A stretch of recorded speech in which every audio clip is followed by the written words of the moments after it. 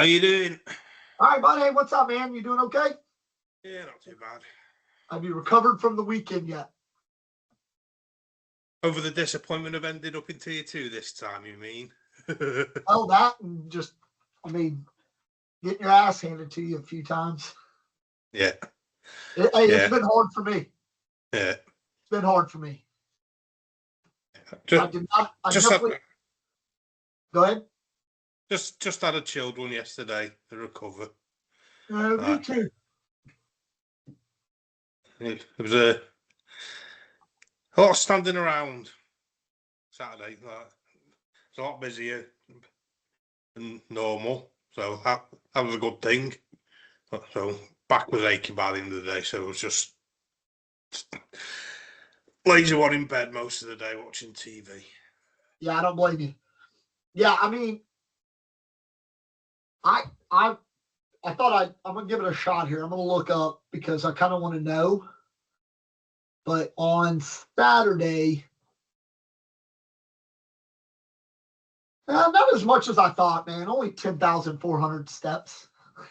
4.32 miles. Not as many as I thought it was going to be, but yeah, still quite the distance, I guess, for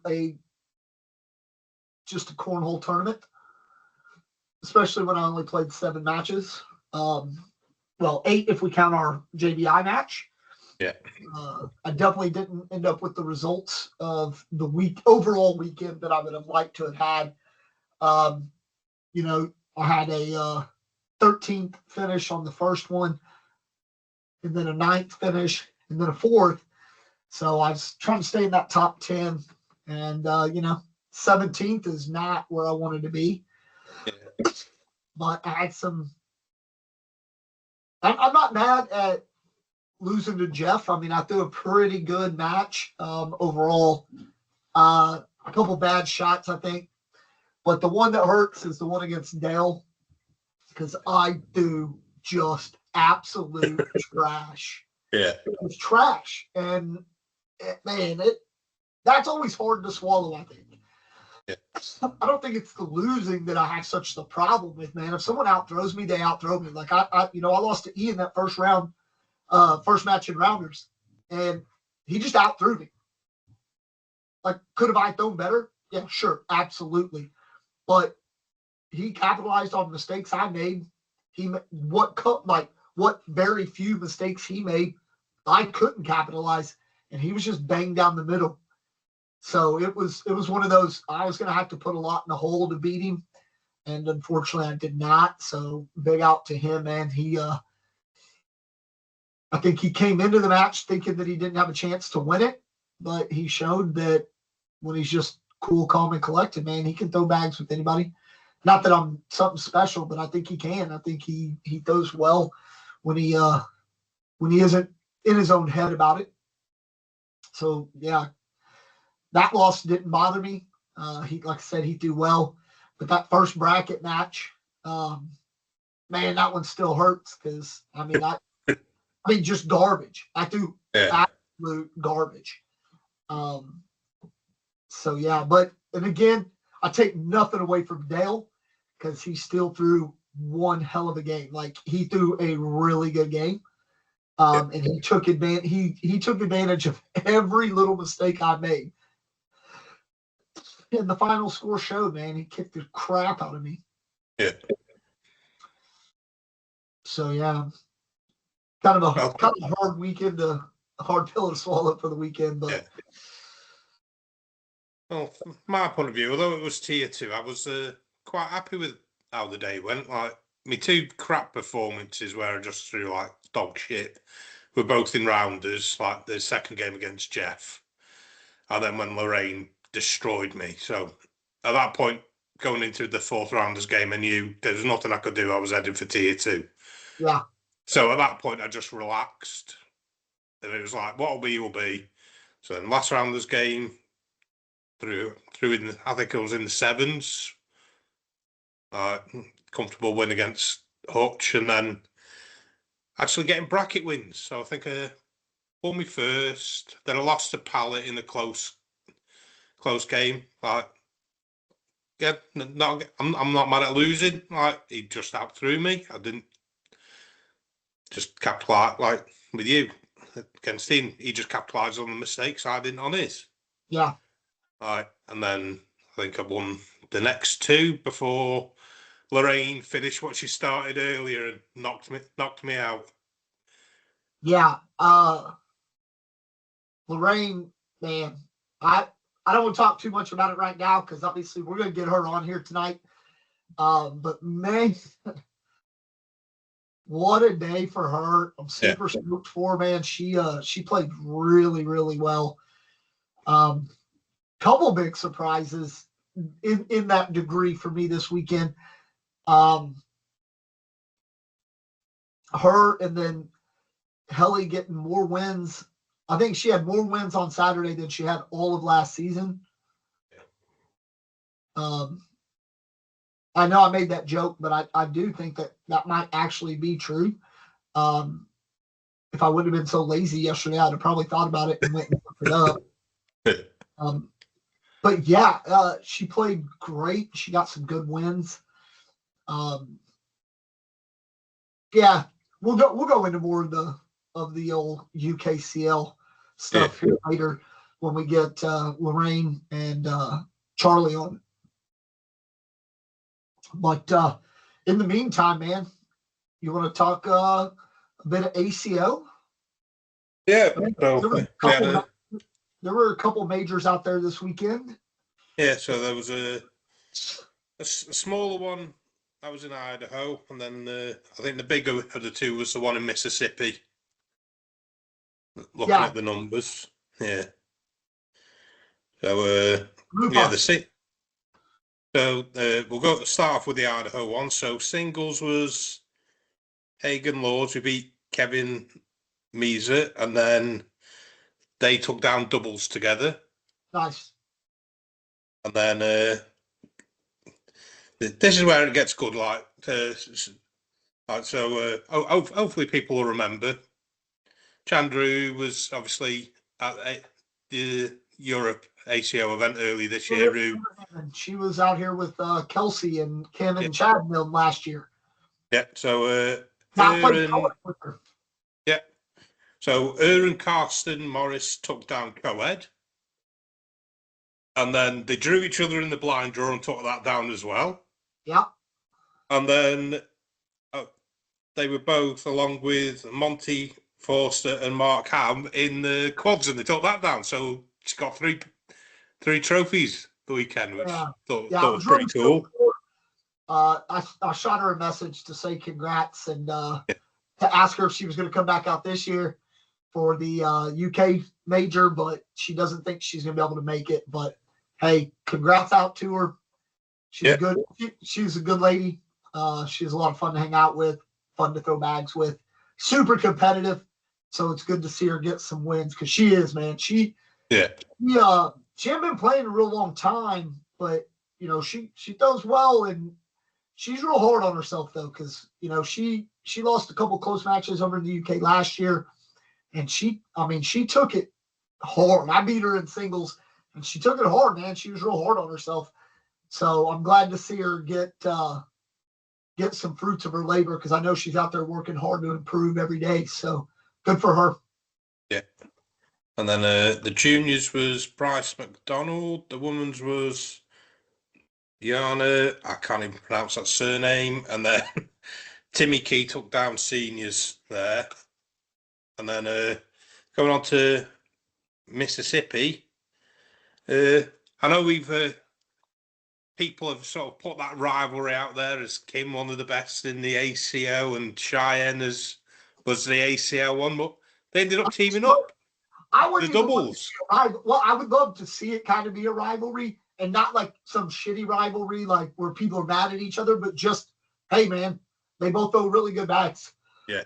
And before we knew that Cheyenne was going to ACO, if you remember, man, I when we had Kim on the show, I talked about it. I was like, can we just line this up somehow? Like, how can we make this happen? Yeah. So they played doubles together. I think they had a 5th place finish in that, but that was won by King of Cornwall, Sebastian Badger, and Tyler Goodwin, the doubles. Nice. Singles was won by Lonnie Campos, who beat Sebastian Badger. Did he double dip?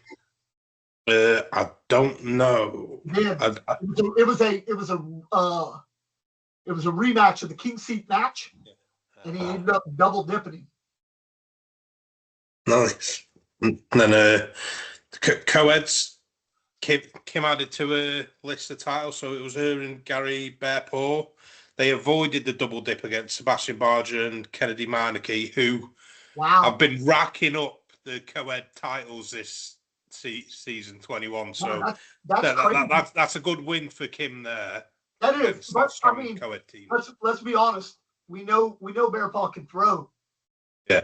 I mean, he was constantly in contention in ACL last year. We know the dude can throw. But, hey, having not played together before, really, and taking down Sebastian and arguably the best co-ed team there is at the minute. Well, yeah. Definitely at the minute, for sure. Yeah. For sure. And then just rounding out that in third was Cheyenne, who partnered up with Lonnie for that. Then so the top three teams right there, man, probably the three best women in the women's division. Yeah, I mean, if you think about it, three of the best. Yeah. And then one of the best seniors in Bearpaw. King of Cornwall. And then two of the best in singles in Lonnie Campos and Sebastian.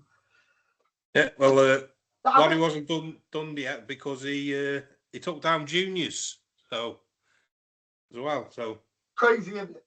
Yeah. And then for him. Women's Cheyenne went undefeated on the date, claim that. And we did get that match between her and Kim during the bracket play. I believe it might have been the Queen's Seat game. I think it was. Yeah. And then Kelsey Turner was the runner-up in that. Kim finishing third. And then seniors was Carl Morgan. Kim, we're sorry we didn't get you on the podcast last week. Apparently we needed to get you on there because the podcast ends up winning. Yeah. And the blind draw was Jax Lamoten and Cannon Clumberson. And then the quads was Robbie Burton, Jay Artis, Tommy Ayuk, and Luke Wisner. So it was good to see some names we know and people we've met doing well this weekend. For sure. For sure. I always like to see that, man. It just makes it a little funner to watch, a little funner to follow. Yeah. Yeah, for sure. For sure. So hopefully, we get, like I said, I'm hoping I get to go play in the Shreveport one in April, man. I'd like to go play that one and see if any of these guys are there and kind of get to watch them in person. I think it'll be fun. I think it'll help me be a little more tuned in and involved in kind of keeping up with the ACO. Because right now, I'm not gonna lie to you, I look out for names I know for sure, but I'm always looking at Chandra and Kelsey out in Utah as well, and then Kim and Chad. And I'm always keeping out for Cheyenne and Jeremiah and them. Just like Jimmy talked a couple weeks ago, man. It's all about name recognition and knowing. Obviously, I've never met either of them, but I like both of their playing styles, and I think I had a lot of respect for both of them in their game. So, I mean, the arguments can be had about the women that first started playing the game and how dominant they were, but at the end of the day, nobody's been more dominant than Cheyenne has. Overall, as a whole. And I take that for both leagues. So that's nothing out there against any of the women in ACO that have been doing it for a while as well. It's nothing against them. I just think overall, the things, Cheyenne's doing was very dominant. So I like keeping up with her and kind of seeing how these guys, how it plays out and stuff like that. And I don't know Sebastian, but I like his playing style. Yeah. So, and and it's nothing against the Hertz, but I think, when you're winning so much, you kind of like to see other people winning. And I think I kind of, I don't think, have they had a back-to-back King of Cornhole winner? You'd have to go back to Matt Card, probably. Yeah, but it hasn't happened like in recent memory, right? Like we know in the last 5-6 years it has not happened. And I think Sebastian Barger's got a really, really good chance. He's just playing really well, and he's still playing at a very dominant level right now. So we'll see. But then again, man, maybe we'll get another junior king of Cornhole. Isaac did it. Well, Lonnie Campos was on it. So. Oh, hey, man, that dude's right there.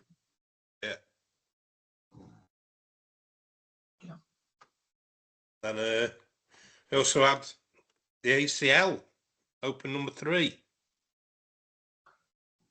So women's was taken down by Sam Finley, who avoided the double dip from Caitlin Allshouse in Queen Seat rematch. Yeah. And then juniors was Gabe Clausen beat Zach Aitken in the King Seat rematch.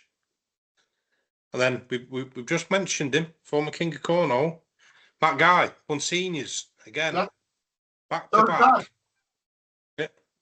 He's won all 3 of them this year, hasn't he? No, I think somebody else won the first one, but he's back to back. Yeah, he is back to back. My apologies. Yeah. I'm not sure if he entered the first one or not. I can't remember. I'd have to go back and look. And then women's doubles. We talked about the domination of Tony and Smith and Mark Richards. These are doing the same in the women's. Riley Schoff and Caitlin Allshouse. You have to go back to before Worlds to the last time they didn't win when they were in the field. Yeah. If they're in the field, they're winning it. So, in the minute. It's crazy. So, yeah, and that was against Cameron Belvin and Elizabeth Tennyson. They won that, avoided the double dip. And juniors was Ethan Ferrius and Gabriel Clausen, avoided the double dip against Cameron D'Ambrosia and Chase Webb. Again, King Seat rematch. And then senior doubles was Steve Schroeder and Donald Cupp, avoided the double dip against Frank Modlin and Pat Sem. And then doubles, it was Logan Chamberlain and Gavin Conno beat Sammy Soto and Gabe Clausen. So that was an interesting final to watch because obviously those former teammates against each other, as we know. Yeah. And then rounding out your bracket winners who were in the final 4 with them was Jamie Graham and Jacob Trzynski and Berkeley Pear and Tommy Slyko. They won their bracket, which I think some would say is a surprise. And then your singles was won by Jacob Trzynski, who beat Ryan Windsor, and your brackets were, other bracket winners were Gabriel Clausen and Jamie Graham. So we talked about Lonnie Campos having a weekend over in the ACO. Fair to say Gabriel Clausen did the same. For sure. Swept juniors, then made the final of doubles, and he won his bracket in singles as well. So he's definitely a junior that's going to be making a lot of noise this season in the ACL. For sure. I was glad to see Trzynski get the win. I'll admit I was pulling for Ryan Windsor just because I was. He's coming back, but it is nice to see. I was pulling for Windsor, but I mean, Trzynski was so close all these times last year, and he just kept coming up a little bit short in singles. Like, obviously, him and Jamie had such a good year in doubles, but like singles, man, he was just always like a little bit like just right there. So I was happy for him to see him get one. I did again watch the Jamie Graham and Windsor match right before we came on the pod tonight. Man, what a match that was! Yeah, like. It was just it was a good match. And, Yeah, I'm expecting some big things out of Windsor this year. I think he might be back, man. Yeah. Well, I think when I was watching, I'm sure I remember somebody say, like one of the commentators saying, although I think it might have been something that was from the chat, but they're already calling him comeback player of the year. It was like, it's open number 3. Come on. But Just saying though. It's good to see. Yeah, for sure. I like seeing it.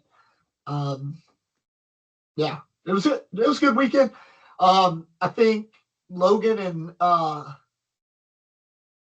Gavin winning kind of gets that little chip off the shoulder.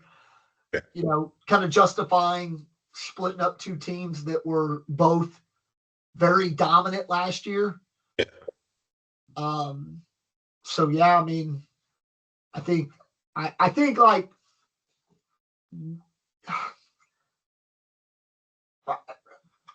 we've talked about this before. I think like both of them could have ran it back and both been very successful teams again. And I think it was going to take, especially because it was Logan and Gavin kind of making that split, not Sammy and JBJ. So, from what I understand anyway, I think it was going to take them winning an open event for people to go, okay, maybe this needed to happen. Maybe this was a good move. I think for people to really cement it and really be like, all right, cool. They're going to have to win a couple more, I think. You know what I mean? Because like Gavin and Sammy won a couple. Yeah. You know, Logan and JBJ, won one or two, and then was in the finals of Worlds. I think they won back-to-back a few seasons ago, didn't they? Well, but I mean, this past season. Yeah. This past season. Yeah. Sorry. I think they won one or two, but like I said, they were in the finals of Worlds. So I think for the chip to completely be gone, and for people to really kind of get on board with this pairing, and go, hey, did you make a mistake? They're going to have to win a couple of them. Yeah. Winning one is good, but they're going to. I personally think they're going to need to win a few, 2 to 3 of them at least, to say, hey, look, I'm one of them being a signature, probably. Yeah, definitely need to win a signature, and definitely got to be. I think really to make it believable, I think they definitely got to be in the final 8 at Worlds, if not the final 4. I think final 8, you could probably say, you know what? No, that worked. Yeah. Because let's be honest, just getting to the final 8 at Worlds is a feat in and of itself. Yeah. You know what I mean? Getting to the final 4, you got to be on it. Yeah. Well, we could probably already say now, we know that 2 of the final 4 is them 2 of them top teams running it back. Mark and Tony, they're going to be there again. And Jacob and Jamie, they're going to be there again. I would assume so. I'd be very surprised if neither of them are in your final 4 come the end of the season again. Like, they're just too strong a team, and they've got the chemistry, they work. Yeah. No, I agree. The team I really want to do well, obviously, is Jimmy and Ian. I want them to have just a stellar season for both their sakes, especially after what they went through last year with all cornhole. So I'm hoping that this move to BG, they'll have a good season. But I really want, as a team, I really want to see Adam and Trey bounce back after having. I call it a down year, and they both kicked the shit out of me. But in all honesty, it was a down year. Like I talked to them at the European Championships in Croatia, and both of them were like, "Yeah, not where we wanted to be." Yeah, you know, it was a down season for them. It definitely was. I mean, they still. The thing is, they had that good a season together, that first season together, and it was always going to be a down year the second year, or short of winning everything almost. Well, because they were just no, that see, I stronger disagree. team. If they're Final 8, Final 4, I don't consider that a down year. It's hard to go back to back. Yeah. In cornhole, it's so hard to go back to back. Any sport, it's hard to go back to back. But when you have to do a play-in challenger bracket at Worlds, that's a down year, dude. Yeah. That's a sophomore slump if I've ever seen one. Yeah. Come on. That's a down year. Not winning it all isn't necessarily a down year. Yeah. That's not a down year. Yeah, but I don't consider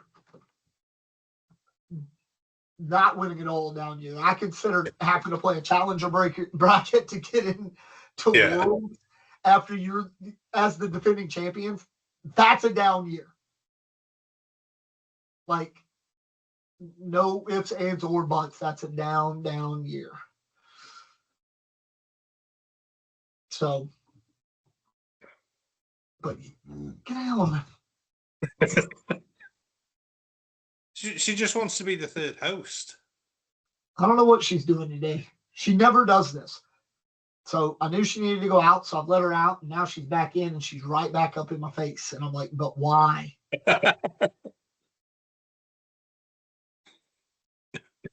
Go lay down. I'm dumb. She's such a dumb. Yeah. But she spent a lot of time over at Cade's with my son last week, so she's and then of course all day Saturday. Actually, I didn't go and get her until Sunday morning because we got back so late on Saturday. So yeah, she's definitely. She's just feeling a little neglected. Yeah.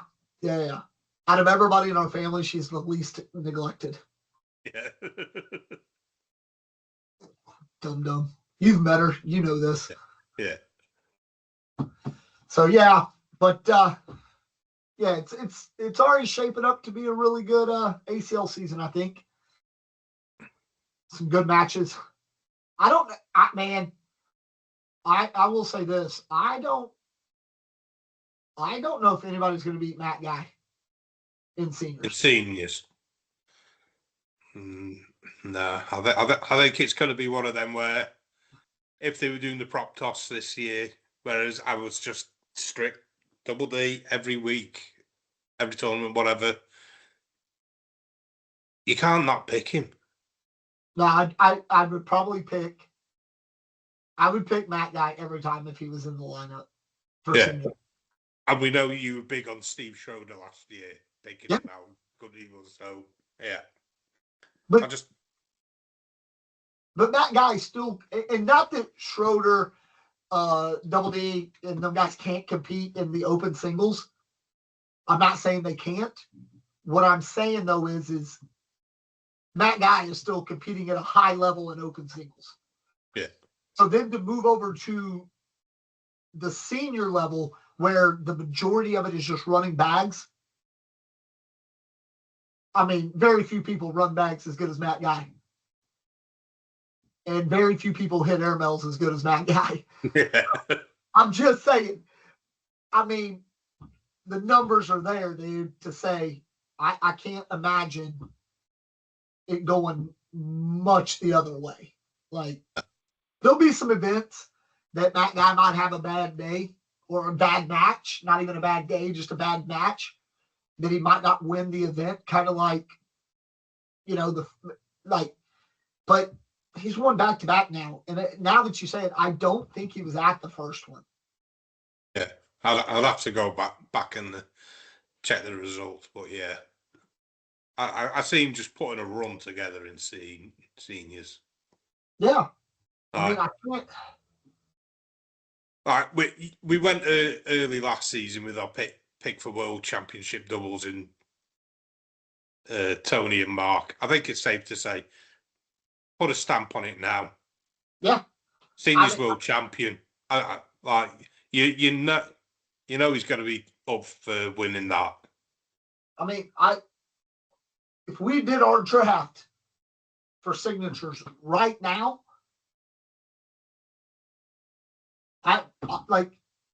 he might be my first pick at seniors. He might go first overall, yeah. That's what I'm saying. Like if I had the first pick, I would probably take him as first pick in seniors, just knowing that every event he's at, he's going to get me points. Yeah. And then I think my other two, like, it's kind of like then I might, and I get it. It's not the big points because we don't emphasize it. Let me rephrase that. We don't give as many points to the women's, juniors, seniors, divisions, singles or doubles. Bigger points are for open singles and open doubles. Yeah, it's purely based on the size of the field as to why we do it. 100%. Yeah. But I could see myself with the first two picks taking that guy, and then if it comes back around to me, and Caitlin and Riley are available, taking them in women's doubles. Yeah. And just being like, you know what? Every week they're going to get me points. Y'all are going to have to do something because I'm getting points every week. Yeah. It was like last year. I mean, it didn't work out for me. I think I took Cheyenne with my first pick. Yep. Because I was just under that thing of she's going to be there or thereabouts. And she was there or thereabouts, but unfortunately, she had a few tournaments where she was in that one spot just outside of where our points started. Yeah. Like, it'd have been a bit of movement if we'd have done the points slightly different and it'd have just gone to that, paying that next place down. I'd have had a lot more points, yeah. But so would we all on other ones. But I mean, with that being said, then I didn't luck out. I picked her. And I've been champion there all season, taking Caitlin Allshouse. Because I took her, I think third overall? My third pick. Yeah. Like, I didn't even wait to get two singles and two double opens out. I was just like, yep, I'm taking Caitlin because I know that she's just going to get me points. I'm looking forward to when we come to do the draft again, so I'll... Don't kid yourself, Miranda and Lori. You're still always on my radar. Y'all just weren't there this weekend. Yeah. So, all right. Well, we'll take a break, and when we come back, we will come back with hopefully Lorraine and Charlie, or one or the other, or we'll see how it plays out. Yeah.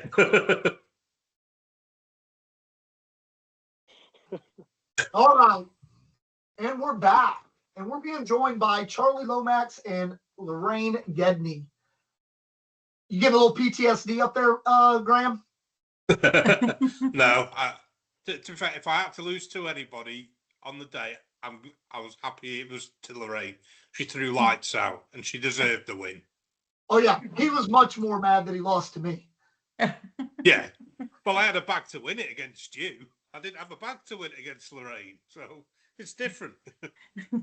You seem to have a bag to win it against me a lot and just can't follow through.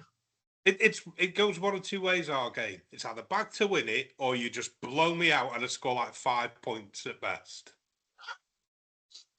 There's no in between. Thanks for coming on, guys.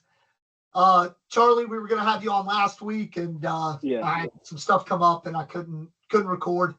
So we definitely wanted to get you back on or get you on the show. And we figured, why not get you on this week after back-to-back second place finishes. I know I do not take it lightly. I've been to one final, man, and I know how hard it is to get there. It's even harder to maintain and win. And it's not like you got wiped out and there was no chance of winning. Yeah. You almost double dipped 2 tournaments ago, and you just unfortunately couldn't avoid the double dip, sitting in the king's seat this weekend. Yep. And we talk a lot. Me and Tony talked about it on the broadcast. One of the biggest advantages Liam has over the majority of us is that mindset of being in that final so many times. and having that mental game. We talk about the mental game a lot because we talk about practice is one thing. Like you can go get muscle memory all you want, but part of the game is having the mental fortitude and strength to overcome a bad shot and move on to the next one and all these things.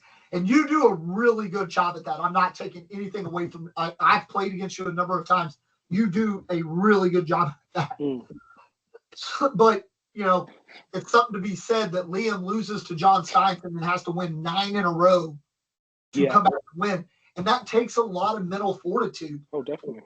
And so I think like you are also one of the strongest mental players that we have in our league because you've been in these situations a number of times. And you're on the cusp, man. It's gonna happen. Yeah, I think it's getting closer, and I don't think it's just for myself. I think the whole top 10 of every tournament. I feel it's the top 10. It's such a tight pack now at the top. It could be any of those guys, if not even the top 20. But like I felt at the weekend, like Craig Smith, for example, didn't do so well in the rounders, but he did quite well in the bracket, and I thought he was the real dark horse. And I know what Craig's capable of, and just like that as an example, like just because you drop down in the rounders, doesn't mean that in the bracket you just come through it. And so I feel it's getting a lot tighter. No, I would agree. I mean, like last tournament, I went 2-2 in rounders and came back with the 4th place finish. And mine and your match, it came down to 2 bad rounds on my part that you capitalized on, and that was it. Yeah, definitely. Right? Like, because then after that, we shot lights out at the end. We were shooting 12s and 10s. Oh yeah, easily. Yeah, I was having a really good game, like a really good weekend. Sorry. So yeah, I look at those kind of things, and I think really, man, when you start thinking about once you're in that top 32. In that bracket, I think any one of us has got a shot to make it top 4. I might not win it, but top 4. I mean, I wouldn't have picked Danny Goodyear to get to the final or to top 3. I know he can play, and I didn't say that he would. I didn't think he would do bad. I didn't think he was going to be last in the tournament, but I didn't necessarily see him getting to number 3. And not using his own bags either. He was actually using Frank Gears' bags that he gave to Dan Lilly. Yeah, because he got out of the corner and dropped his bags in a puddle. With the same bag with Frank Gears at the ACO tournament in the doubles. So I knew which bags they were when I saw them. But yeah, so it's I think it's anybody's game. I think we have some people that are in tier 2 that are going to be knocking on that door. One of them sitting here with us today, and not you, Graham. Oh, I know. You don't mean me. But although I will say this, Charlie, you guys as Team Charge did very well on the weekend for sure. Yeah. Myself, I mean, it was a bit unfortunate that in the first of the bracket play, me and Jared come straight up against each other. I mean, for the last, how many tournaments we had? 3 so far this season. I've played Jared in every single one. Yeah. And it's been at a fairly early stage. Yeah. And it's been quite unfortunate. We always have great games and we always have great banter between us. He's such a nice guy. It's kind of one of those unfortunate things, though, until we start getting more people.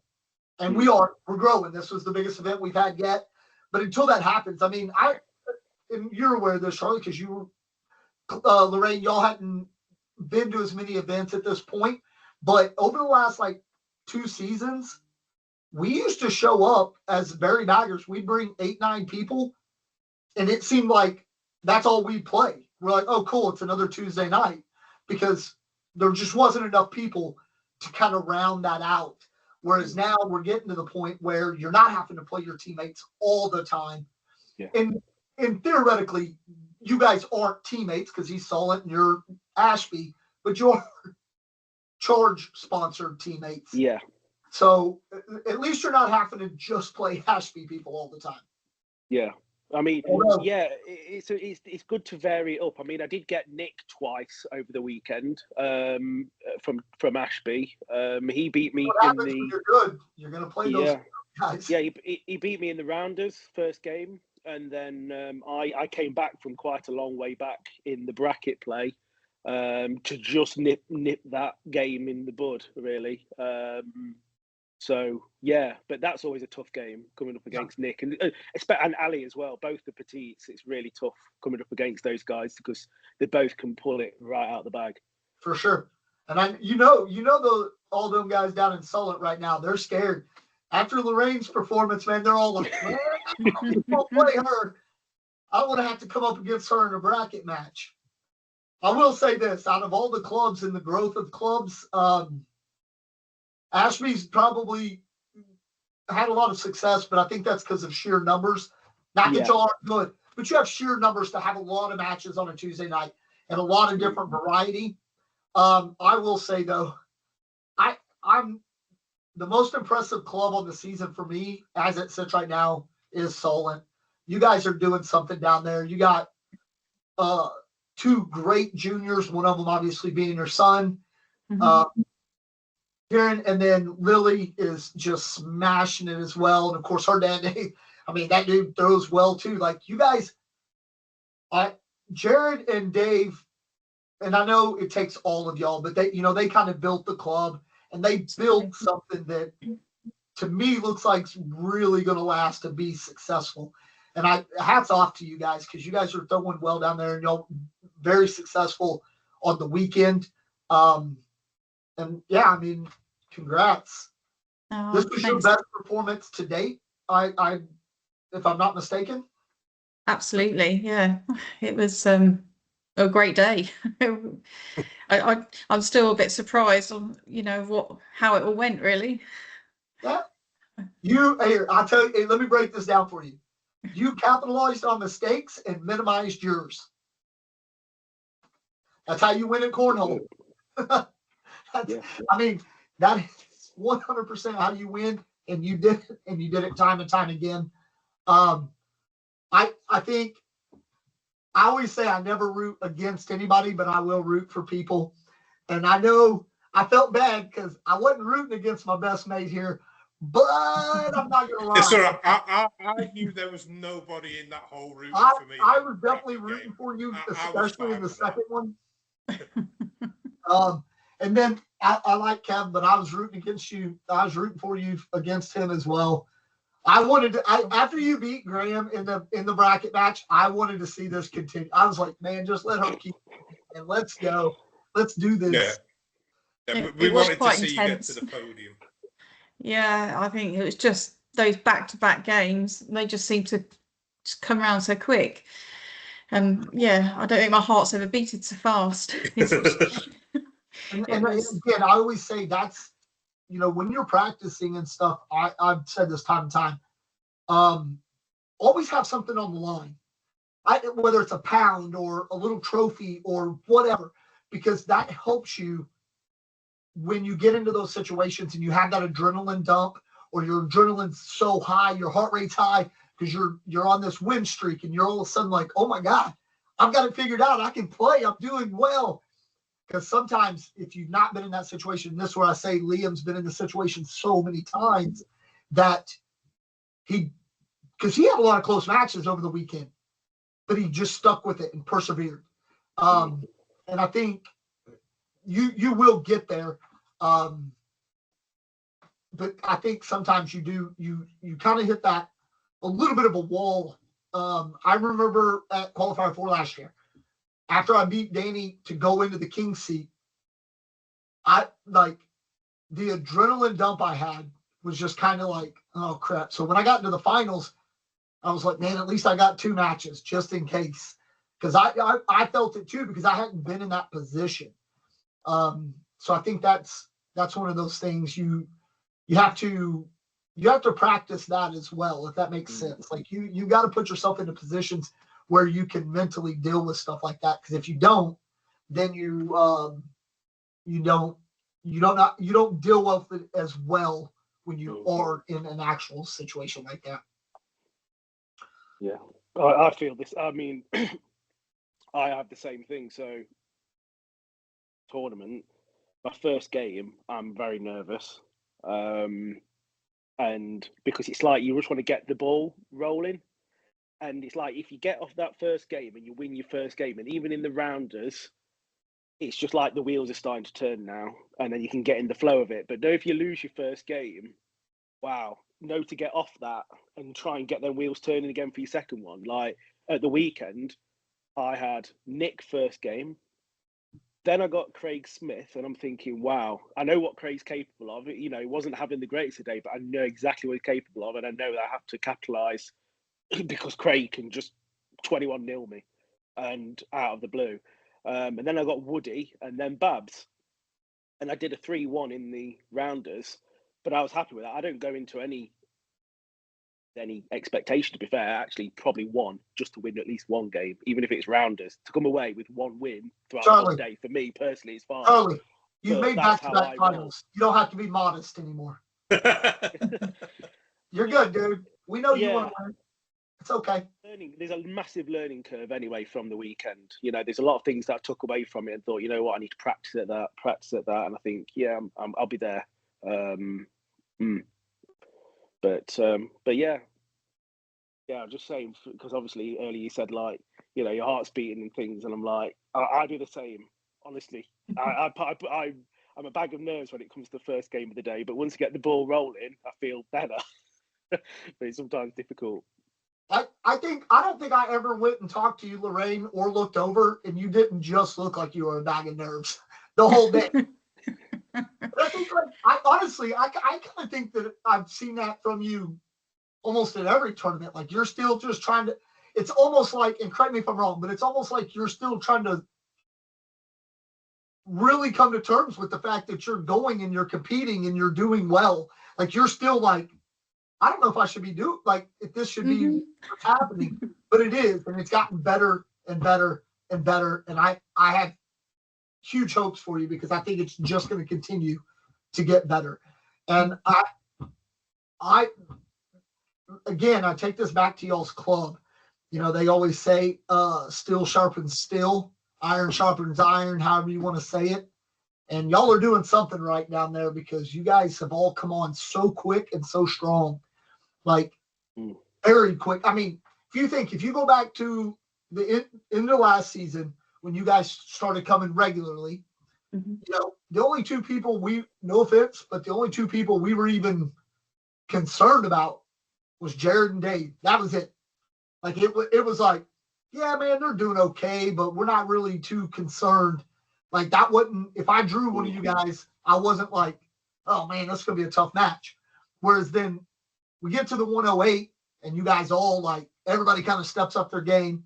And then we get to the October one and it's even more. And now after this weekend, I'm like, well, shit, man, I don't want to face any of them in rounders. Yeah. I dang sure don't want to face them in the bracket. Yeah, we got some great, the club, as you say, it's come along massively, and we've got some great players, and there's some great players that haven't yet made it to a tournament for various reasons. So we're really hoping that some more of the team will come along because, yeah, it is good. And there's some other juniors as well that, again, it's just difficult for them to obviously to make some of the tournaments. So, but hopefully in March you'll see some more, definitely with the local one. Yeah, I hope so. I hope I can make it. I mean, I'm trying everything possible to make it. So yeah. Is it something that you guys? And I'm not trying to put anybody else's kids on responsibility, but is it anything that's been discussed of just trying to bring any of them with you guys when y'all come up for tournaments? Or is it more of a matter of because y'all come up and stay in a hotel and stuff since it's such a far drive? Yeah, well, certainly we have, because it is a long drive, early mornings, and obviously with the three of us.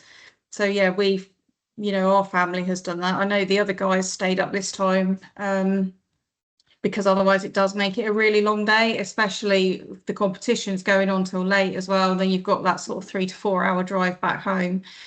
I don't know if it's been discussed with some of the others about sort of bringing other team members. I'm not too sure. Yeah. I mean, I know some people just aren't, and teach their own. Like, some people don't want to be responsible. Like, you kind of want to make it a family thing and not just be responsible for someone else's kid or anyone else for that matter. I mean, I can't imagine what people think about me. I'm like a child when it comes to these events. So I'm sure people are like, oh God, who's taking Josh this time? The thing is, when people bring me, man, I'm buying Wendy's and Tim Hortons, and I'm like, here, man, I'm going to be a handful today. Let me buy you breakfast or dinner. I can't afford to ride with Graham. That'd break my bank trying to feed him. I fed us this time. I brought the pulled I know, I'm pork. just kidding. So what was your outside of yourself, Lorraine? Because you might have been one of the biggest surprises of the day. What was your biggest surprise? I think for our team, everyone did really well. I certainly think Kieran and Lily really impressed, and they're coming on so well. And I think they were both walked away really chuffed that they both had wins. Yeah, and I think it was a really good experience for them. The more tournaments they're doing and the more they're interacting with people, and it's just giving them that confidence as well. So I think this one was a real boost. Now they sort of know what's going to happen. They know the layout, the setup, and they know what they've got to do. I think that they both had a really good day. Yeah, I would agree. Charlie, what was your big surprise for the weekend? Oh, wow. Well, I wasn't playing all that well. So actually my biggest surprise was probably... I said other than you. Two. Probably got two. Me being one. The second one, I'd probably say,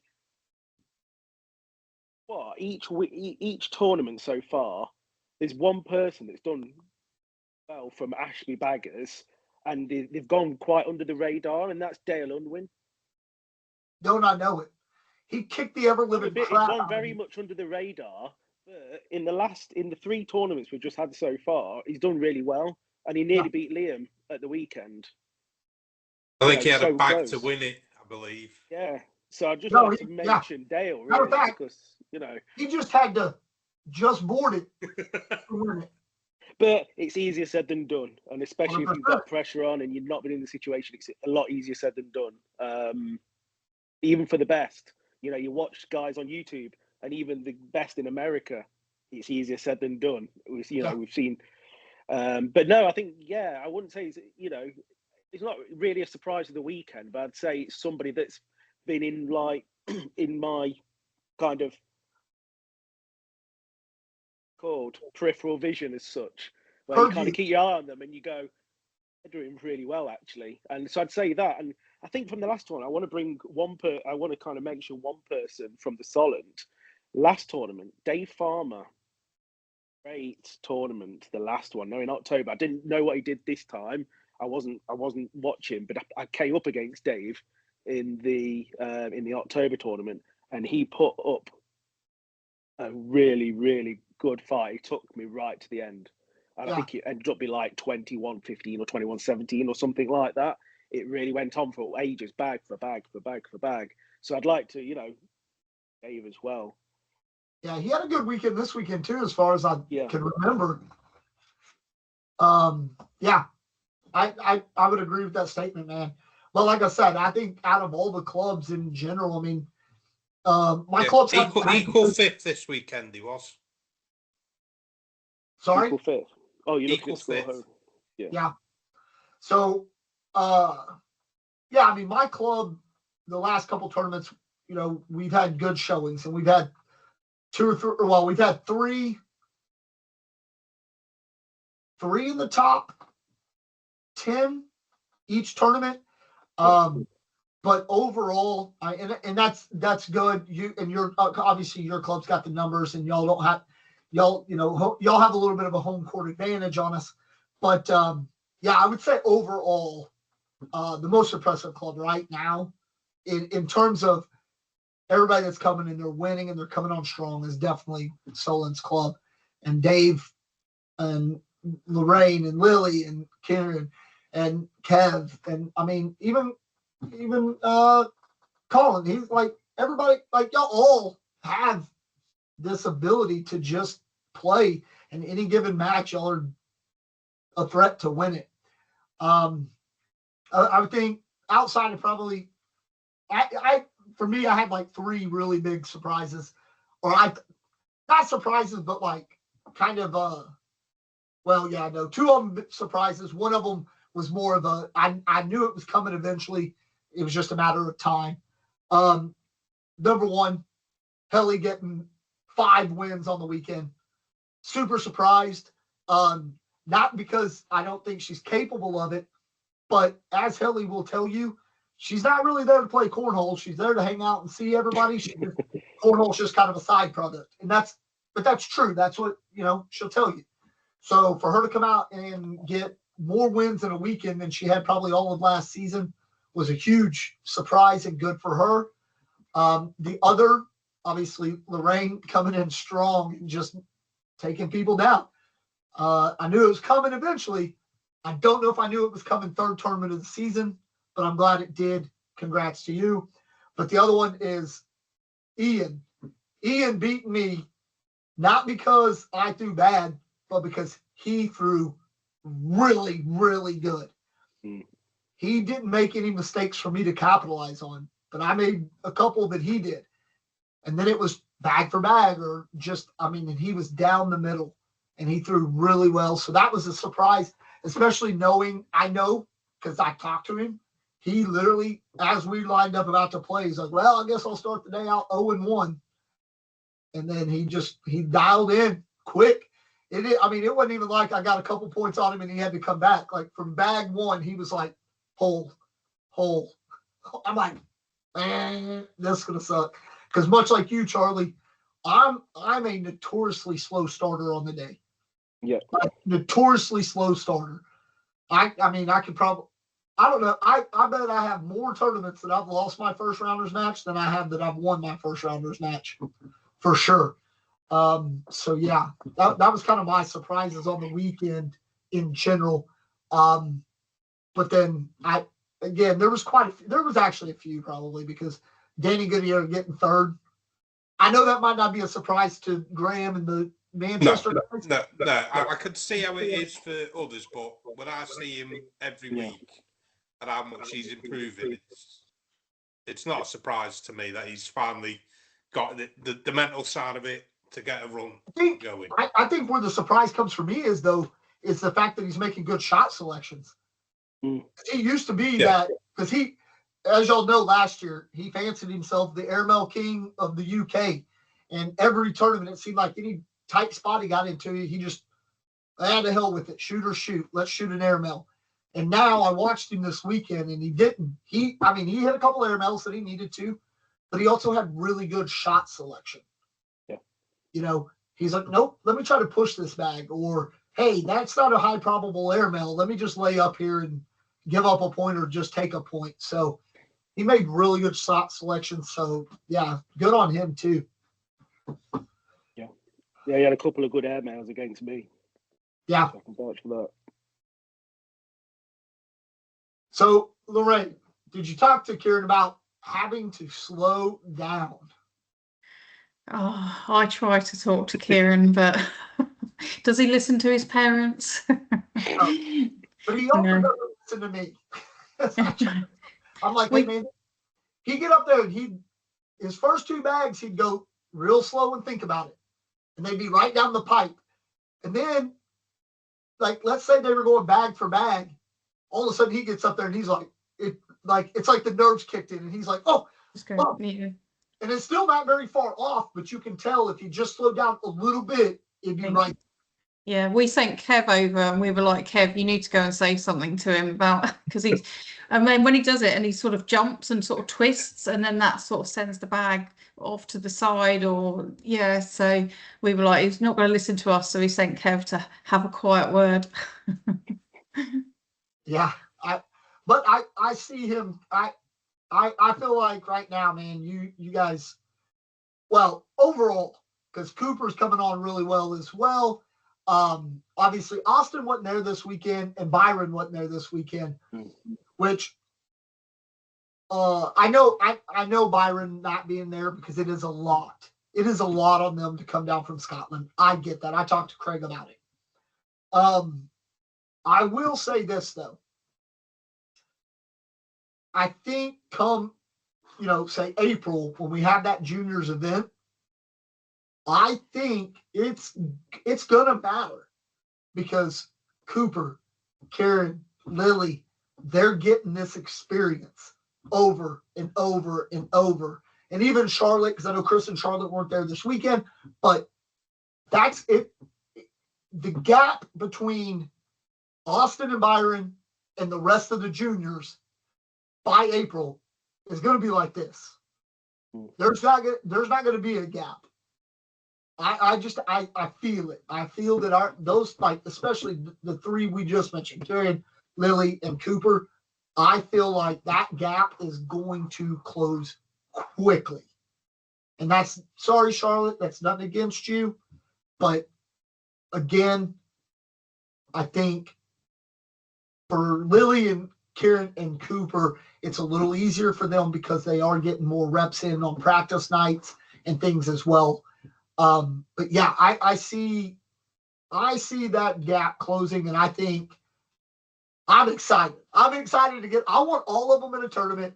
I want to run another side tournament for just the juniors, and I want to see this play out because I don't think it's going to be the way it has been, where it's either Austin or Byron winning.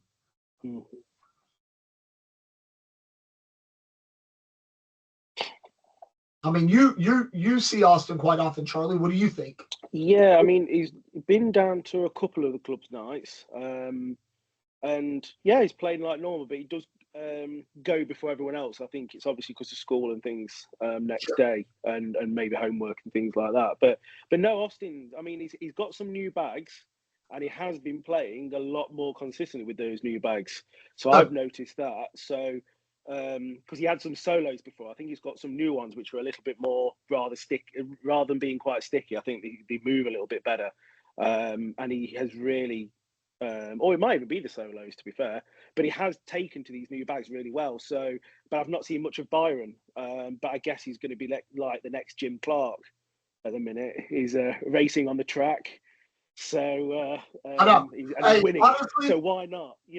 Do what you're really good at, and that is, not saying you're not good at cornhole, but if you're winning, you're coming first at karting. Yeah, go for it, mate. Yeah, I know. I mean, we could be sitting here in, 12 years or so and being like 13 years going, hey, man, hey, we knew that kid. We knew that kid before he got that F1 car. We knew that kid.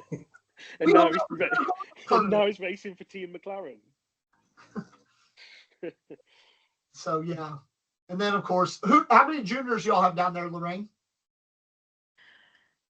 We have 1, 2, 3, sort of 4 regulars at the moment, and then maybe 6 or 7, sort of some are a little bit younger. So like in half term week, we had about, overall in adults and juniors, we had about 19 people to one club night, because when it's half term, some of the brothers and sisters, they can come and stay out a little bit later, and it doesn't obviously affect the school. So that's good. But yeah, definitely sort of 4 regulars.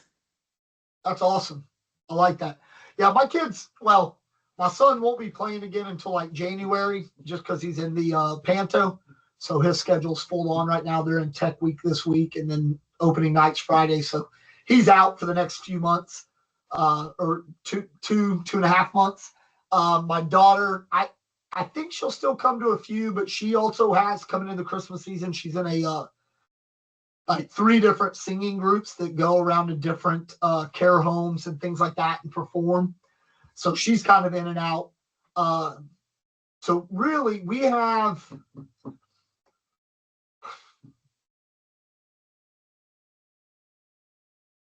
counting my 2, there's like probably 5, I think. We have 3 that are pretty much there on a regular. But so far, Cooper's the only one that's traveled to play any tournaments. I know that because Darren's son Marley, he comes and plays sometimes. He doesn't come all the time, but he's very. I wish he would, because he's that junior that I would get if he came on a consistent.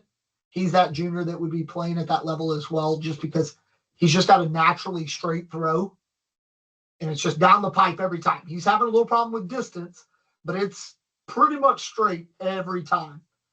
And then another guy, his son is a younger kid. I think he's 9, but he comes on a regular basis without fail.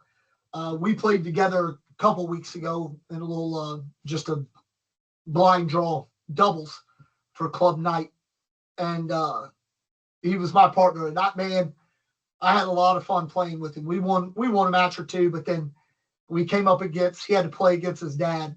And he was going bag for bag with his dad, man. We were bigging him up. It was a lot of fun. But I think if he sticks it out, I think he could do very well as well. It seems to be you're the only club that ain't got no juniors, do you, Graham? Danny Goodyear's son. Does he come out and play? Comes every once in a while. Yeah, he's entered into our inter-club league singles that we're doing. But yeah, so hopefully Danny will bring him one day then see if he can replicate his dad. I mean, I would assume Danny Lilly doesn't want to bring his daughter so he can't get beat by him. Just kidding, Danny. We might even have some surprises when it comes to the juniors next year. That's Mark Pallett. No, so, we already talked about that. I'm like, yeah, but we're going to be angry with Mark when all us lot are all in tier 3 and his high school kids are all winning tier 1 when all us old guard are in tier 2 and 3. Well, if y'all listen to the podcast the week we had Mark on, we already said, man, we'll take if he holds a tournament for the kids at his school, we will sponsor the top 3 into the tournament of their choice when they come. Just to give them that chance, man. Hey, we're playing in Ashby. You ain't got to go far. Just show up, and it's already paid for. Let's go. They sound really eager. Apparently, they do ask him to, like, at lunchtime, can they throw some bags? And he's like, yeah, sure. Well, so Mark told me. Really positive. Mark told me this weekend. He goes, man, I set this up thinking I'm gonna get to throw an extra half hour to an hour every day. He goes, I don't get to ever throw. He's like, I never get to throw because someone else is always in here. And then he told us on the pod that I guess the whole faculty, they don't even want to go out prior. They want to go play cornhole prior to going out for their work due for Christmas. That is amazing. It's amazing, and it's great to see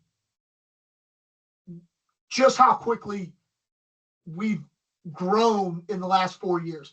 Because if you guys may or may not know, there were only 9 of us at the first tournament. Wow. And you guys think you play a lot of matches now? So we did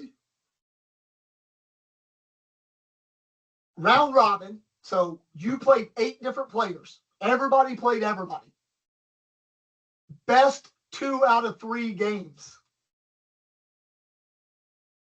Wow. So Matt Richardson, he played the least amount of games. The least amount. And he still played 11 matches. I played like dag near 20 just in that day, just nonstop. And the thing is by the time, so we came to a tie for 4th, me and Danny Lilly.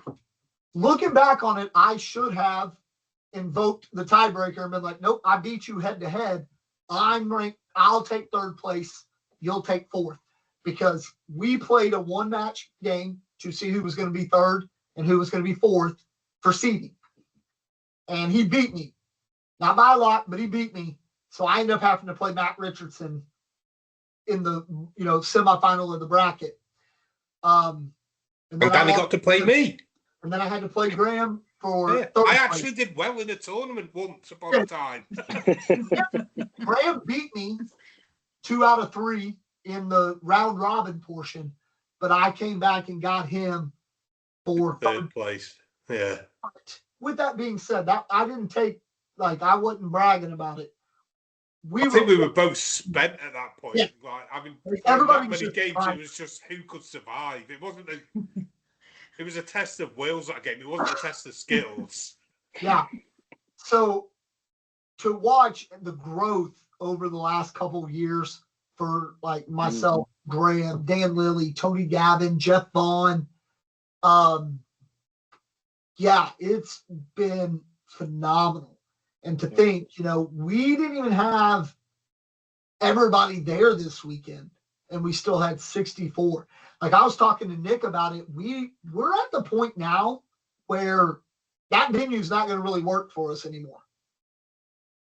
Yeah, we'll probably need to be at Colville. Not unless they can get the dance studio bit in there right next to reception as well. Or even Colville, where you won, Josh, on that tournament. I don't know what time that, but you won that one. But Colville's a really big venue, so we've started playing there on a Friday now. Yeah, but again, Nick told me that the struggle is because I guess the same lady has been running badminton there for years and refuses to give it up. Has he told you about the badminton argument, I guess? Yeah. Now, why I say, though, that this weekend's venue, we've outgrown it. We've especially outgrown it in the winter where we can't get a door open because it'll be too cold. Because I'm going to tell you right now, the humidity with all 64 of us in there mouth breathing was just insane. I mean, my bags just felt tacky, like they were just sticking to my hand. I'm like, ugh. That's what happened to me in the final. The boards completely changed. And my bags are quite, I can run bags, but they just weren't running. They were twisting when they hit the boards, and I just couldn't come. And that's it at the end of the day. The boards changed. I think, I noticed they've probably changed about 2 or 3 times throughout the whole day. I would say they really fluctuated. Like, there was some boards that went on, they did run well, but then there was some boards where one of them ran well and one of them didn't, and it was really tacky, and you had to kind of negotiate around that and understand what you were doing. And yeah, it really did fluctuate. But I know what you mean. Like, with no aircon or even with the door open, I think they did open it ajar at the end a little bit just to let a bit of draft through. But I know what you mean. We didn't even got any practice areas either. Like, go back a year ago, we would have probably had 2 practice courts. Now we've got that many people in there. We haven't even got practice courts. You have to just wait for one to finish, see the blanks, and go right and jump on it. And hope you can get a couple down and backs before the next game populated. Yeah, for sure. But hey, you know what? It's like we always make the joke, man. First world problems. It's a good problem to have, man. That you've got so many people that you need to find bigger venues for sure. Yeah, definitely. But hopefully, hopefully Nick and who is it that works for everyone active? It's Ian Clayfield. Adam Knight and That's right. Andy Clayfield. Yeah, Adam and Andy. Hopefully, man, they can do some negotiating and sweet talking. Even if we just get even just the same size that we had this weekend at Colville would be fine, because the air will thin out. We're not all on top of each other the whole time. It gives us, a little bit of room to move about. Even half of Colville would be actually enough. That's what I'm saying. Yeah, that's what I'm saying. We don't even need all of Colville. We just need enough to not be sitting on top of each other. I mean, poor Lorraine, I don't think she sat down the whole time. There was no room. She just stood up there by the TV where the bracket was. He was too busy knocking down players. That's true. Yeah. She's a good mom, though, because she gave up her seat to her son. I wouldn't have done that. I'd be like, I'm old. You're not. You stand. But, hey, if there's ever an argument to get a Zuka, because it's a rolling seat, man. You can have it everywhere. Get on the train, there's no seats. Josh has got a seat. Get on the tube, there's no seats. Josh has got a seat. Airport, no seat, got one. Well, guys, I don't have many more questions for you guys. We are at the point where we are ready for a couple of DECA rounds. Yep. So he doesn't have questions, but I do. All right. Okay. I will say this. We had to kind of change this up. One of you guys going to get one question on number 10, and one of you guys will get the other question because we have 2 different questions. What we have kind of changed though is question 1 and 2 is kind of a double-barreled question, because what we found is we were asking it and people were answering number 2 along with number 1. So number 1 and number 2 is kind of a 2-part question. So this is when. Oh no, we did change it then. We just added another question into the middle. Oh, that's right. No, we did, didn't we? Okay, never mind. I'm just looking at it now. I'm going down the list. It's like, oh, that's new. It's been a while since we've had anybody new on the show that we've done the DECA round, because the last few times we've had returning guests. Yeah, so we'll go ladies first. We'll go ladies first. We'll be gentlemen. All right. So, how did you get into cornhole and how long ago? I first played cornhole at a New Year's Eve party. Had fun, enjoyed it, and then what was it? July 24th. That's when we saw the advert for the club locally, and we thought, oh yeah, we'll just go, bit of fun, you know, maybe we'll go every now and then just got hooked, and before you know it, it's like you're revolving Sundays around cornhole. And So, your cornhole goal. Oh, just wins matches. To be honest, I'm still one bag at a time. That's as far as I can think at the moment. Just take each bag as it comes. And Yeah. I think I can have a good guess on this one, but your highlight so far? Ooh, probably Saturday. Yeah. I won't say any more. If you want to say beating me in 4 rounds, you can say beat me in 4 rounds. I've got thick skin, it's fine. Hey, I've never beat him twice in one day. That's true. Yeah. Your favourite shot? Slide. I love just sliding and doing it, getting it low so it just can slide. I don't know, because often my bags just seem to lie short just in front of the hole. So it's nice to be able to get that slide and just hopefully take both down. Not a coin slot roll shot that you hit. that was a brilliant shot, I have to say. Don't ask me to do it again. Bags you use? Sorry, say that again. Which bags do you use? Charge. John Stein's there. What series? Assassin. Nice. And do you prefer round limited or to 21? 21. Definitely. And then your favourite player? I don't think I have a favourite player at the minute. I'm still sort of getting to know everybody and sort of just seeing what everybody does. So yeah, I'm still learning at the moment. Fair enough. And your dream cornhole partner? Anyone that would want to play with me, I think. I wouldn't want to let the side down. After this weekend, So...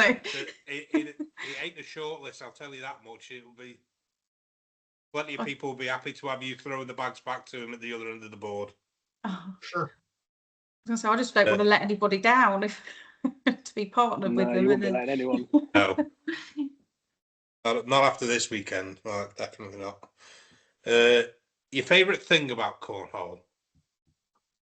Just how anyone can play, anyone can have a go, and how it's just such a mix of people, and that's what's really nice. That from juniors to people from all different backgrounds, and that's what I like. And you don't need any real specialist skills or anything to have a go and still be fairly competitive and enjoy it, really. That's the best answer we've had. That's literally the best answer, because most people are all, oh, the community. Yeah, okay. That's a good answer. That's a well thought out answer. I like it. And if you had to have a walkout song, what would it be? Ooh, that's a question. Oh, I don't know. I've got completely blank. Come back to me on that one. Come back to me. But we'll come back to you after Charlie's done his deck around then on that one. So you got some time to think. So, Charlie, how did you get into cornhole and when? I got into cornhole, I think it was November 2023. I started actually at the same time as Ben Shaw, Wookie. And I got into it because I played lawn bowls for 22 years, and I completely fell out of love with the sport. It wasn't the same after my granddad passed away, and it was something we did together, and I couldn't really carry it on my own, and I just fell out of love with it. So one day, just happened to see an advert. I was still playing bowls, but I was just kind of carrying on until I found something a little bit different. And then I saw an advert in the local, I think it was the Ashby Life. So I just contacted through that. And I think Ali probably thought I was being annoying because I didn't get a reply within the first couple of weeks. And I thought, have they received my email or not? And I messaged him and this and that. And then he finally came back to me and went, yeah, fine, we've got you on the paper. We're just trying to gather everything together. So me being eager, and hence why I've got the name OCD.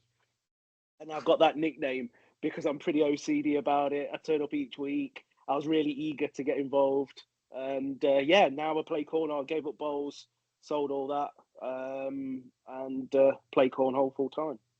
Yeah. Oh. So, your cornhole goal? Cornhole goal. This moment in time, it'd be great to win at least one qualifier. If this season, if the season next season, whatever season coming up, it'd just be nice to just get one qualifier under the belt and finally do it. But there are things that I'm going to be working on in the background with myself on, throwing bags, but also mentally to try and achieve that, because Liam is such a difficult person to break down. Your highlights so far? Right, so far.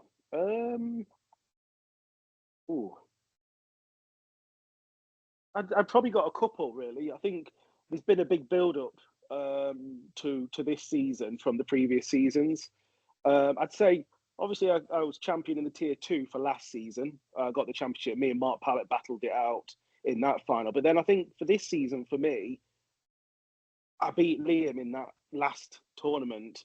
And I'd say, yes, coming from the lower bracket, but I did achieve a 21-20. So for me personally, that is an achievement of mine to compete with somebody at that standard. Yeah. And your favourite shot?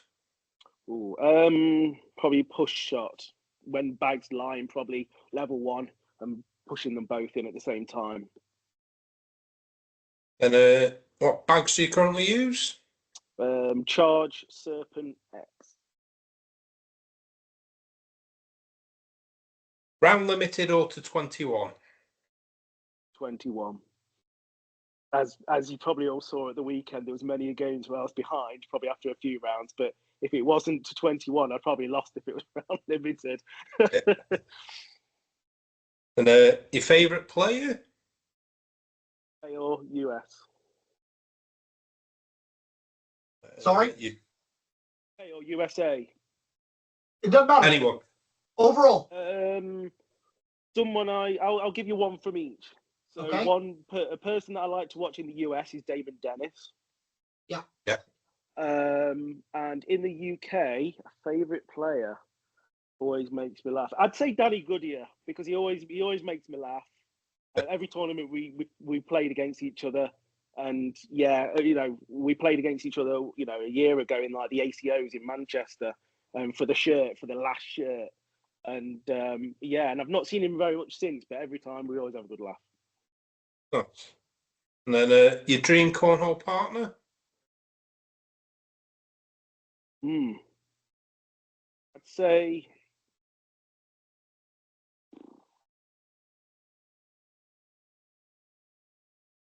I'd say it's probably someone like Jeremiah Ellis or something like that, really. I'd say, yeah, because I think he'd be quite fun to play with. And seems a very humble guy. Good shout. Your favourite thing about cornhole?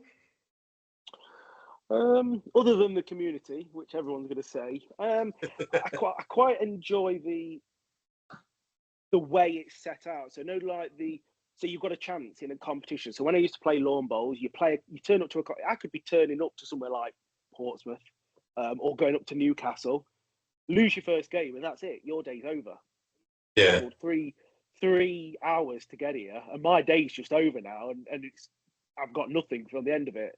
But in cornhole, at least you get that chance. And obviously, when you're going up to a tournament, you're going to get at least 6 games guaranteed. Yeah. And you've also got that chance in the lower bracket. And in the end, it all kind of comes to a head. And instead of thinking, if I hadn't lost that person in the first round, I could have easily got to the quarters or semis. But you've got that chance in the lower bracket. And that's what I do enjoy about it, of the competition type. But I enjoy the every Tuesday and Friday with the guys at Ashby, and they're a good bunch, and Right. So Lorraine had walkout, so you're getting the other one. So outside of cornhole, other hobbies and interests?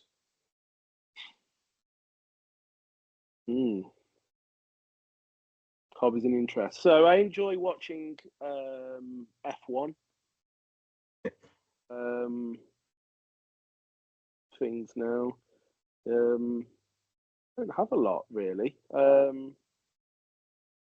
used to have quite a lot, but lately I've just been kind of settling down. I mean, I like going on my Xbox, playing Forza, Horizon and things, but yeah. There's a cornhole game on Xbox if you get into that. Oh, it's is there? God awful. It's terrible.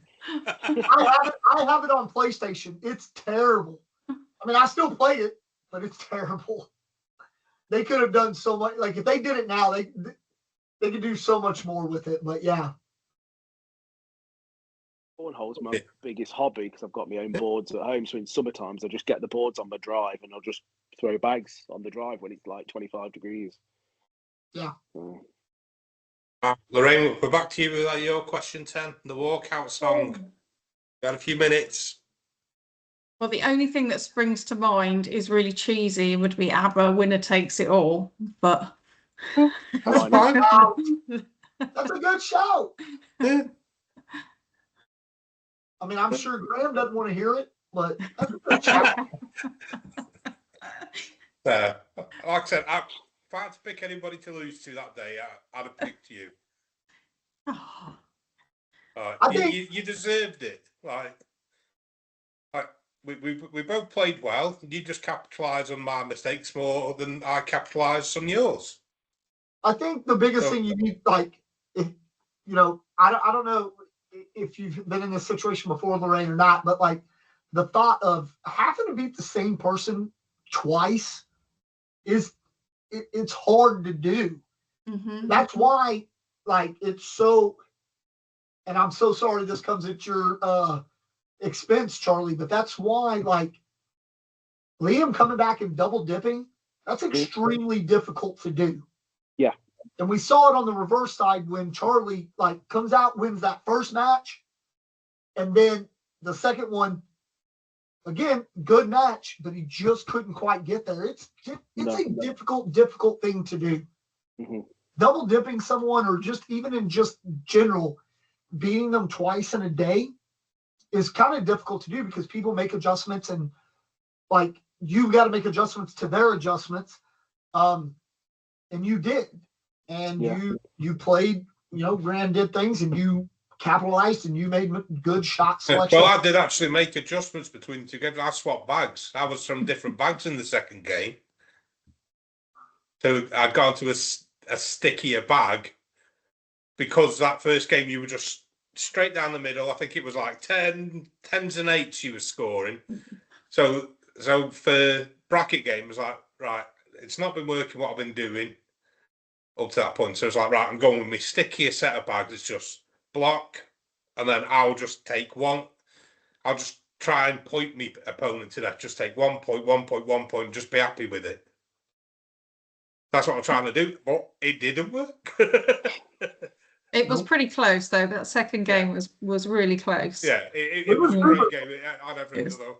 And I think my personal highlight shot of that for me, I thought the game was already lost when I threw that airmail. I thought you'd already won with your two bags half in the hole, and it just goes in clean. And it wasn't until Josh said what the score was, I was like, oh, I'm still alive. 20. I thought the game was gone. Because I guarantee if somebody had said to me, you need to hit a backside airmail over these two bags to stay alive, I wouldn't have even touched the board. I'd have probably ended up hitting Colin with the bag. I'd have probably been that far off with me in, because the pressure would have got to me. I will say, it was a real good match, and it was close. And I think at one point there was probably 10 of us just sitting around watching y'all's match. I think we had a bigger crowd than the feature court at one point. And that's what I'm saying. And in the grand scheme of things, like, if you think about what was going on down on the other end, because that was like some really close matches that were going to determine who was going into some top spots into the tier 1, and like everybody's down here just watching you kick the crap out of Graham, and we loved it. Yeah, I couldn't focus on that. I just had to look at the Tunnel board vision. and not. It worked. But No, it was a good game. Good game. Yeah, it was. For one But person. I might now have a new nemesis on my hands now, because it was previously Dale, but I played him 4 times in 3 tournaments. So I think you might now be my new nemesis. So we'll probably end up playing each other at the next one in January. Everyone. You're there, yeah. Absolutely. We'll be there. Well, guys, thank you guys so much for coming on. Thanks for answering your deck around. Always a pleasure. You guys ever want to come back on the show, you hit us up and let us know, and we can see what we can do about making it happen, okay? Thank you. Otherwise, Cheers. you guys have a great rest of the year. Have a great holiday season, and we will see you right after New Year's. Well, we're all probably still nursing a hangover. I know one person will be. I'm behind the beer sweats and stuff. I'm sure of it. So, yeah. But we will see you guys in the new year. Again, thank you guys for coming on. Always Appreciated. It's like I said, anytime y'all want to come on, y'all shoot us a message and we'll try to get you on here. Brilliant. That's Thanks, great. both. Thanks for having us. Cheers, guys. Yes, bye. And we'll be right back.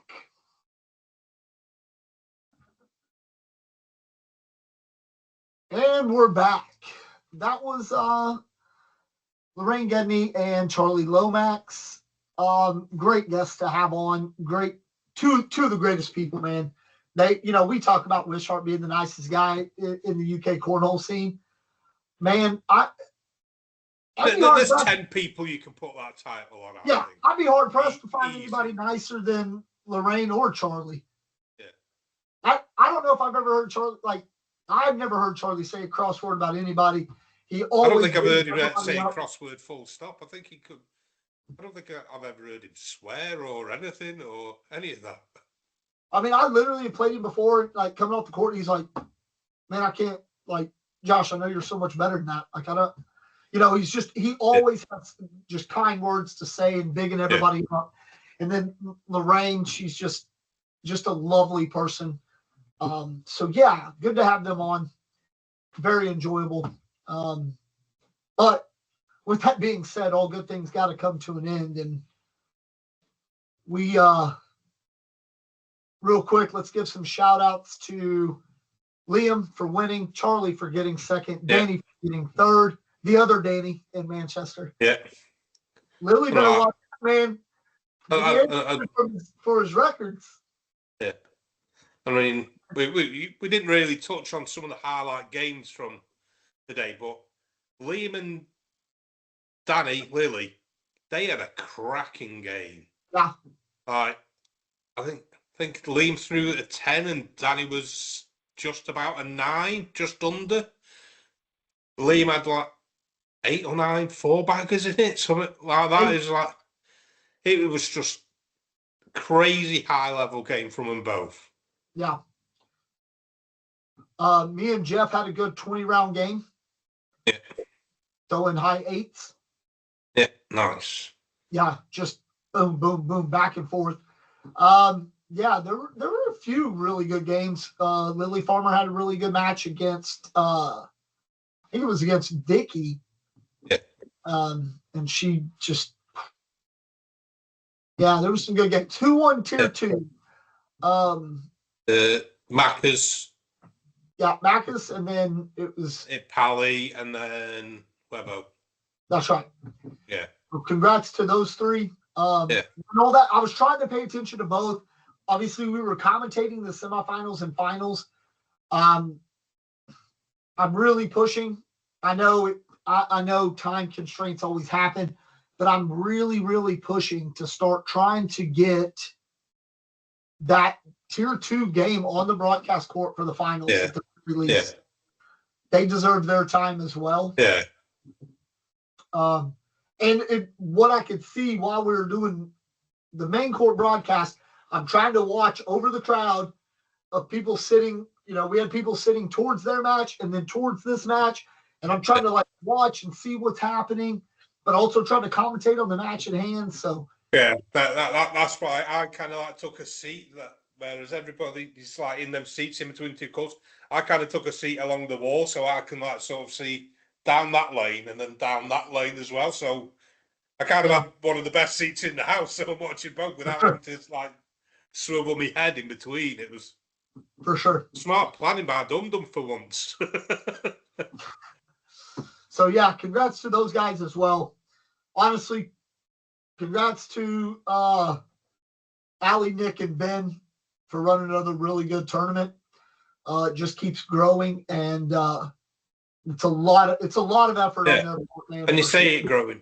I think shout out to more numbers. So we've had quite a few people who that was their first tournament as well. So shout out to them. Yeah. There was one of Craig's friends all the way down from Scotland. Yeah, Cass. I had to play him. That dude been playing for very little time, man, but he was good. I went back and rewatched our match today as well. And man, that dude throws well. He's going to be a force to be reckoned with if he sticks with it and keeps coming. And just a really good dude. Really nice guy. So. Yeah, and there were 2 guys from Manchester, like Rusty and Baz. They've only been playing about 6-8 weeks, something like that. Yeah. And already decided, you know what, I'm gonna come down, give it a go at tournament setting. So shout out to them pair. And I know from our Manchester group chat, they're still buzzing about the weekend. So as long as they don't have anything on, I know they're probably going to be there again. Also, really nice guy. Shout out to Darren from my club who has been playing for a few months, and he came out, got his first win. Competition win. So good for him. Yeah, just another good weekend overall, man. And I know it's for moving forward, man. It's going to be a struggle for Ben, Ali, and Nick to find venues that's going to fit all of us. So you guys, I know it was crowded this weekend, but and I'm sure it will be the next time we have to play in that sport in that particular Everyone Active Center. So please, man, have some patience and be kind about it, and just bear with us because we know I know a little more most because of my club President Simon is also the UKCL director, and I know the struggle he goes through trying to find venues for ACL. And going on that, we have had the announcement for the date. Yep. For So the August ACO 20. Europe. Hold on. Oh, I can't remember the names. Well, August we're returning 21st, to Colford. 22nd, 23rd at Coalfield. This time, though, we will have access to the dorms and stuff. So it'll be a room and board situation for people coming over. Hopefully we can get some good numbers for that. But yeah. So yeah, and I spoke to Simon briefly at the weekend. Like, he's trying to see if, like, with them situations, like, to make costs fair for people, whether there'll be options of whether it's room, full board, half board, just room and breakfast. Yeah. Like, for people. So, like you said, and as you know how hard he's working. Yeah, for sure. So with that being said, man, I really do hope people keep that in mind when we all have our gripes and complaints about it being humid or being really crowded. Trying to find affordable venues is a very, very difficult thing. And if it wasn't, there'd probably be more clubs and there would probably be a lot more people at club nights. But we all know this is a thing. So it's a good thing to have. It's a good problem to have because that means we're growing. But it's also one of those things, sometimes we have to take a step back. And I know I'm one just as well. I got to take that step back and go, yeah, okay. It's hard to get one. I understand. So, other than that, man, I don't have anything. Do you have anything? Nope. I guess. No, I think that's it. Yeah. That's all I got, man. That's all I got. Obviously, we don't have any more events in the UK or in ACL Europe.